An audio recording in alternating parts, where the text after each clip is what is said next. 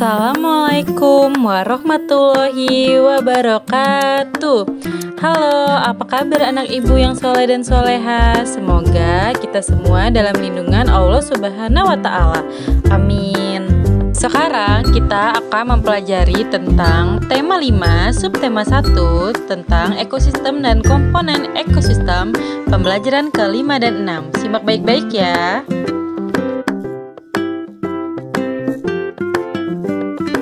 Anak-anak, perhatikan ketiga hewan tersebut. Ketiga hewan tersebut merupakan hewan muda yang baru saja dilahirkan dan menetas. Setiap hewan memiliki cara tersendiri dalam proses perkembangbiakannya. Hewan-hewan tersebut mengalami proses pertumbuhan dan perkembangan yang berbeda satu sama lain. Proses ini dinamakan proses daur hidup atau siklus hidup. Hewan merupakan sebagai salah satu komponen ekosistem yang memerlukan lingkungan yang baik untuk berkembang biak. Perubahan ekosistem dapat mempengaruhi perkembangbiakan setiap hewan, mengalami tahapan perkembangbiakan tersendiri dan khas. Anak-anak, tahapan pertumbuhan dan perkembangan suatu hewan disebut daur hidup. Di dalam daur hidupnya ada hewan yang tidak mengalami perubahan bentuk. Pada hewan yang mengalami perubahan bentuk, hewan yang mengalami perubahan bentuk pada tahap tumbuh kembangnya disebut mengalami metamorfosis. Berdasarkan perubahan bentuknya, metamorfosis dibedakan menjadi metamorfosis sempurna dan metamorfosis tidak sempurna. Metamorfosis sempurna terjadi ketika hewan mengalami perubahan bentuk yang sangat berbeda pada setiap tahap perkembangannya. Contoh hewan yang mengalami metamorfosis sempurna adalah katak dan kupu-kupu. Metamorfosis kupu-kupu. Metamorfosis kupu-kupu berkembang biak dengan cara bertelur. Kemudian, telur menetas menjadi ulat atau larva yang aktif mencari makanan. Setelah cukup mendapat makanan, ulat berubah menjadi pupa atau kepompong yang tidak bergerak dan melekat pada bagian pohon. Pupa merupakan masa istirahat sebagai persiapan menjadi kupu-kupu dewasa. Selanjutnya itu metamorfosis tidak sempurna. Metamorfosis tidak sempurna terjadi pada hewan yang mengalami perubahan bentuk yang tidak terlalu berbeda pada setiap perkembangannya. Contoh hewan yang mengalami metamorfosis tidak sempurna adalah kecoa dan belalang. Metamorfosis kecoa. Kecoa berkembang biak dengan bertelur. Telur kecoa menetas berubah menjadi kecoa muda yang disebut nimpa. Mengalami beberapa kali pergantian kulit sebelum menjadi kecoa dewasa. Pergantian kulit ini disebut ekdisis.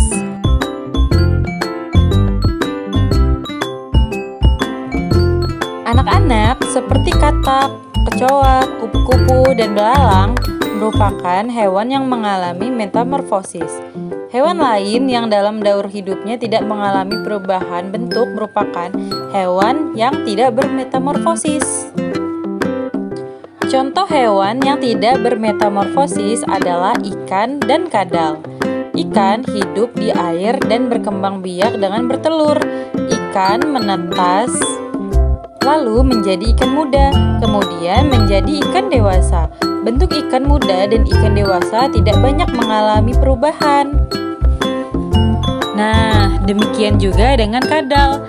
Setelah bertelur, telur kadal akan menetas dan muncullah kadal muda.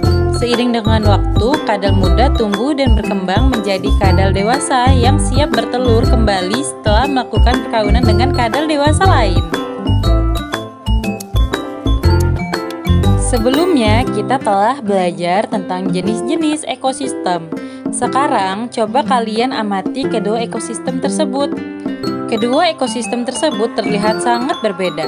Pada ekosistem pertama, komponen biotik meliputi hewan sapi, tabung, burung, katak, kura-kura, dan ikan. Sedangkan komponen abiotiknya meliputi air, tanah, kondisi iklim, lembab, dan cahaya matahari.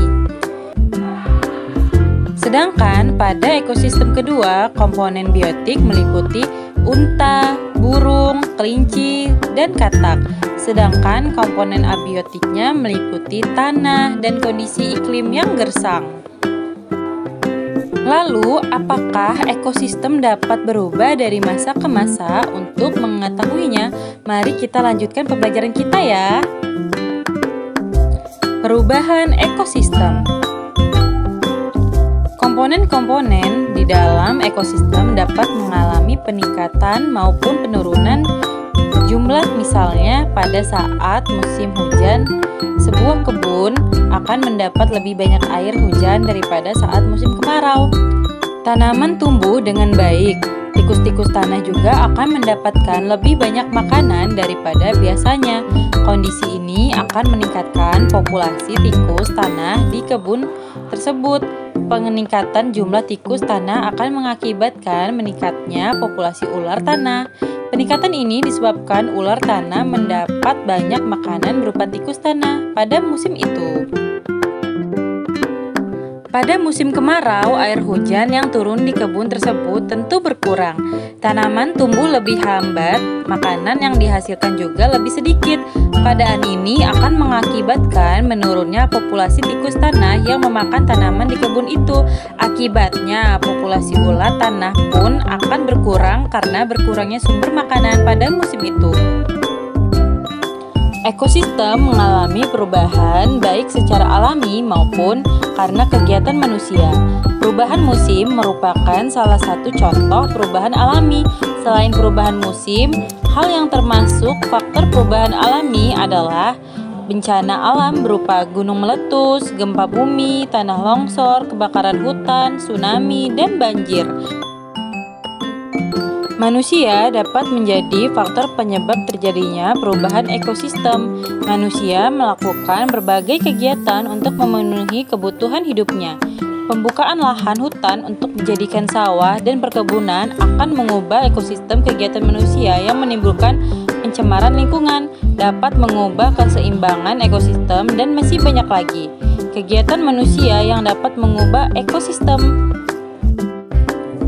Nah, anak-anak, itulah dia dari komponen-komponen ekosistem. Semoga kita semua memahaminya ya. Sekian pelajaran hari ini. Wassalamualaikum warahmatullahi wabarakatuh.